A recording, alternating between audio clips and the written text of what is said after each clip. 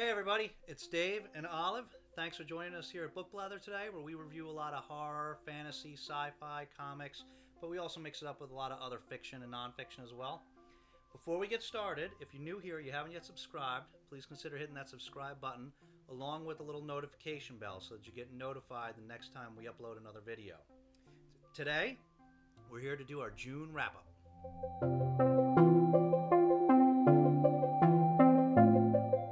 So today we're doing our monthly wrap-up, this time for the month of June, late as usual, but that's okay, it'll be a short one. It was a bad month. We only completed 3 books this month.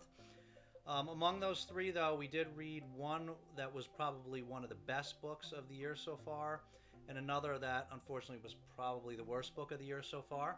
But let's jump into it. Okay, so the first book we read in the month of June is Crossroads by Laurel Hightower. This is a horror novella published by Off Limits Press. We heard about this book at Brad Proctor's channel. Brad has become one of our go-to channels for reliable horror fiction. And last year this was on one of his top lists, top horror of the year or the top novella of the year. One of those lists. It was number 1 on whatever list that was. So we picked it up, and this book was really, really good. Nikki over at DarkBetweenPages, who does a lot of author interview videos, she does a really good job at trying to bring attention to a lot of small press and indie authors. She had done an interview with Laurel Hightower, and that was really fun. Laurel Hightower seemed like a really cool person. So what this book is about is this is about a mother who has recently lost her teenage son, and she has never quite gotten over it, and she does have a lot of support. She's single now, but her ex-husband and some other people in her life are very supportive of her, but she's never quite gotten past this. She regularly visits her son's roadside grave, and one day when she does this, she accidentally spills some blood on the grave, and that kind of kicks off this series of events where no spoilers, but she encounters something that is maybe her son, and she ends up going down this long traumatic road of trying to figure this out and trying to solve this mysterious relationship that is developing. And Laurel Hightower had just an uncanny ability in this book to just present you with a situation that you would normally find just completely ridiculous, that you would normally think is just unbelievable, and actually make you empathize with it. And she does that very quickly and continuously, so that throughout the story you feel a little bit helpless, and you feel like you're kind of getting sucked down into this well of sympathy as you continue to sympathize with Chris, the mother that had lost her son. And it was really, really harrowing story. You were really yourself along for the ride. It was really very heartbreaking, and it was just a really, really good, really eerie story. It was also written incredibly well. This is not the type of book that has like a lot of beautiful prose in it, but it was written extremely well. The writing was flawless. So had a number of good things going for it. Definitely 5 stars. This is one of the best books that we've read so far this year, and I highly, highly recommend this one. Okay, second book we read this month is The Humans by Matt Haig. I don't have a physical copy of this, so I'm going to put it down here. Now this book, it was good, but we almost didn't get to read this book. As you may recall, some months ago, we read another book by Matt Haig called The Midnight Library. And that was an excellent book, but as you may recall, when we read that, things did not go so smoothly. I mean, I wouldn't mind a dog, but I'd want a rescue, and I wouldn't want a bloody maltipoo or a Bichon.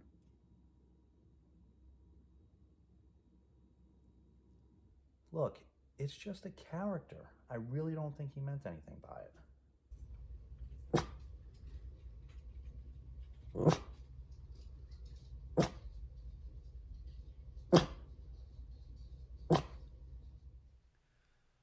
But we got past it. Olive consented to move forward with this second book and give him another chance, so we read The Humans.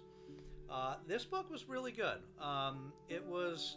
This book told the story of a mathematics professor um, discovers a groundbreaking has this discovers this groundbreaking mathematical principle, and it, right in the book, right in the beginning, this is not a spoiler.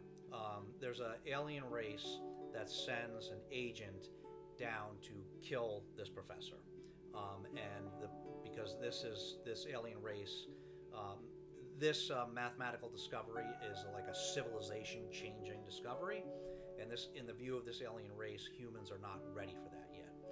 So they send this agent, and he immediately, right in the beginning, kills the professor, but he has to stick around to try to make sure that he removes any traces of this discovery. And so he meets different people in the professor's life. He ends up, spending time with the professor's wife and the professor's son, who they hadn't had. He takes the form of the professor, so that everybody thinks it's him. And he hadn't had good relationships with all these people, and the story was pretty clever.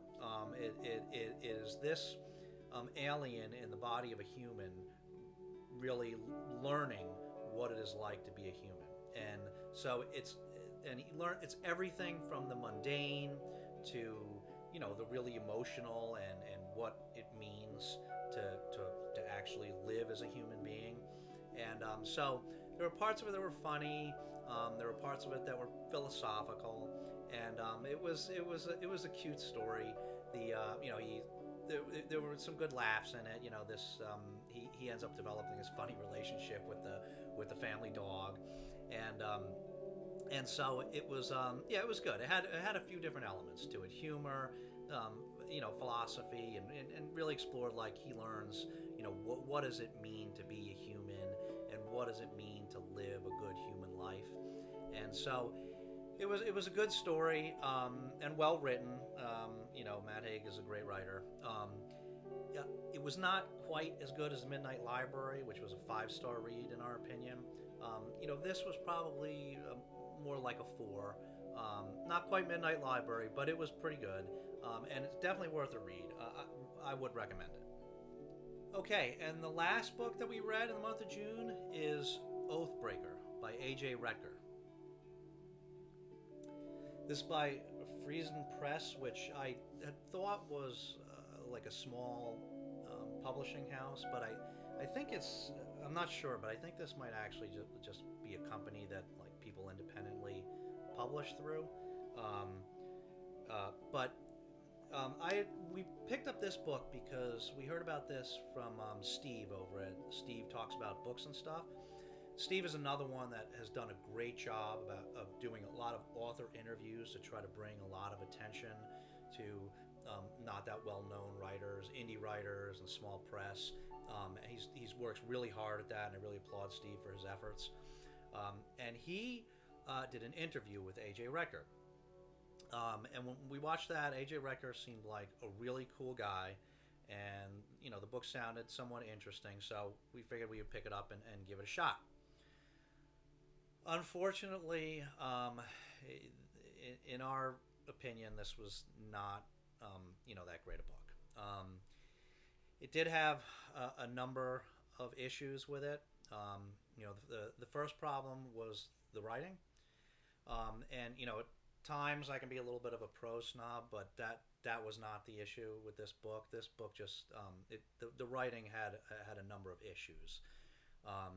There was poor vocabulary use, word repetition, a lot of short, stunted sentences, and then just a lot of just mistakes, poor word choice, just missing words, grammatical errors, and there was a fair bit. It's not that it was constant and it was unreadable, but it was a lot. I was surprised at how much, and enough that it was distracting. Um, you know, the character development, AJ Rettger did, try to really do some character development and evolution as the story went on. And, he did succeed with some of that.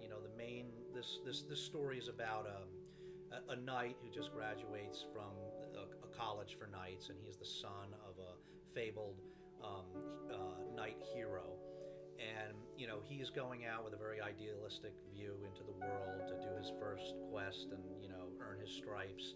And, a lot of bad things happen, and he learns that, things can't be quite so idealistic, and morality is a little gray. And so he learns some hard lessons as he meets some companions along on this quest. And, AJ Rettger does, some, like I said, he has some success with showing that evolution. A lot of it was not that well executed. A lot of these instances of emotional growth that the characters go through, they're very quick and unsophisticated. There would be a scene where somebody, character breaks into tears because they're so upset, and then somebody sits down and tells them that they shouldn't be upset because they did their best, and then they wipe their tears because they realize that they did their best. And just like a few sentences, so the story was okay. The story, it was about his quest, and so it kind of read like a D&D adventure.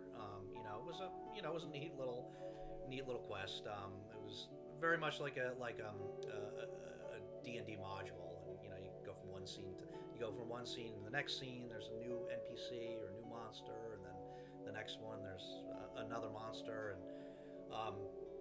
and so that's how it read, like a D&D venture, and it was fine. There wasn't a whole lot to the story, and the way that it wrapped up, I honestly just couldn't believe it. This is a rough book, and I guess you would qualify it as grimdark, but it was just I just in my opinion, I thought the ending was really bad, and I couldn't believe that everything wrapped up that all of the threads wrapped up that way. I wish I could have given this a better rating. Like I said, AJ Rettger seemed like a really cool guy, but this was first shot, and so hopefully if he keeps writing and maybe he gets I thought he had an editor on this book from the interview, but maybe not. But there's definitely a book that would have benefited from a good copy editor. I'm